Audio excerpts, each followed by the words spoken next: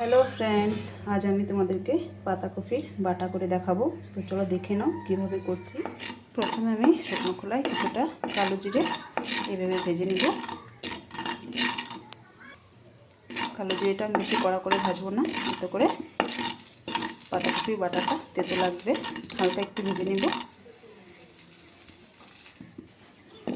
কালো জিরেটা আমি ভালো করে ভেজে নিয়েছি, এবার তুলে নিব। এবার ওই কড়াইয়ে আমি দিয়ে দিব সর্ষের তেল। এটাকে এবার গরম করে দিব।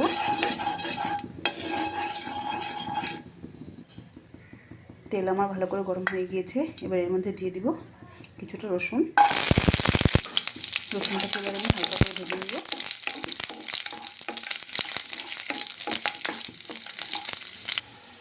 রসুনটাকেও আমি ভালো করে ভেজে নিয়েছি। এবার এর মধ্যে আমি দিয়ে দিব কেটে রাখা বাঁধাকপি পাতাগুলো আমি একটু মোটা মোটা কেটেছি। এবার এর মধ্যে দিয়ে দিব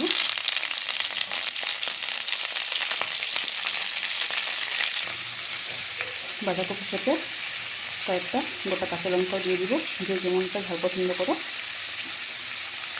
এবার ভালো করে ভেজে নেব সব কিছুতে।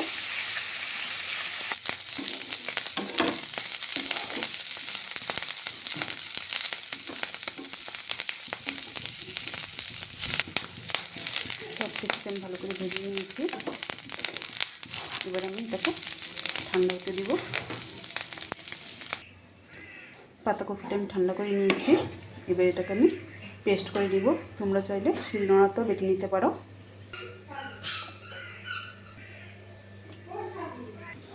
এর সাথে এবার আমি কালো জিরেটাও দিয়ে দিব। সব কিছুকে ভালো করে পেস্ট করে নিব। পাতাকপিটাকে আমি ভালো করে পেস্ট করে নিয়েছি। এবার এটাকে আমি ভেজে নিব। পাতাকপির পেস্টটাকে ভাজার জন্য আমি কড়াই আবার দিয়ে দেবো সরষের তেল। আমি সামান্য একটু তেল দিয়েছি, যেহেতু আগে একবার ভেজে নিয়েছি, এবার বেশিটা তেল লাগবে না আমার। এবার তেলটাকে একটু গরম হতে দিব। তেল আমার ভালো করে গরম হয়ে গিয়েছে। এবার এর মধ্যে দিয়ে দিব পাতাকপি পেস্ট। এবার পেস্টটাকে আমি আরও কিছুক্ষণ ভেজে নেব।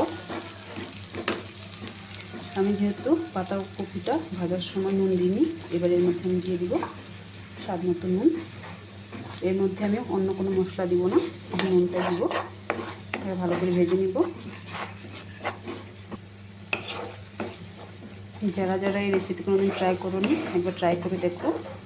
গরম ভাতের সাথে এই পাতাকপি বাটাটা খেতে কিন্তু দুর্দান্ত লাগে। তোমরা একবার সবাই ট্রাই করে দেখো।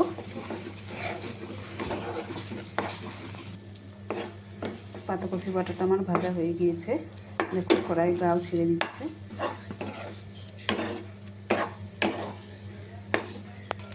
পাতাকপির বাটা আমি রেডি। তোমাদের আমার এই রেসিপি কেমন লাগলো আমাকে কমেন্টে অবশ্যই জানিও। টাটা।